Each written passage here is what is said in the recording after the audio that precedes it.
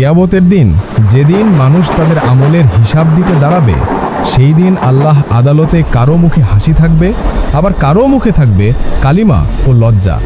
কিন্তু কোরআন ও হাদিস অনুযায়ী এমন কিছু মানুষও থাকবে যাদের কপালে দাউদ বা কালো দাগের মতো চিহ্ন থাকবে, যা হবে তাদের পাপ, মিথ্যা, প্রতারণা আর অহংকারের প্রতীক। রাসূলুল্লাহ সাল্লাল্লাহু আলাইহি ওয়াসাল্লাম বলেছেন, কিয়ামতের দিন মুনাফিক ও মিথ্যাবাদীদের চেহারা অন্ধকার হবে, তাদের কপালে লেখা থাকবে এই ব্যক্তি মিথ্যাবাদী। সূত্র তিরমিজি শরীফ। এরা সেই সব মানুষ যারা দুনিয়ায় আল্লাহ নামে শপথ করে মিথ্যা বলেছে, মানুষকে ধোঁকা দিয়েছে, অন্যের সম্মান নষ্ট করেছে, আর নামাজ, রোজা, দান সব কিছু দেখানোর জন্য করেছে।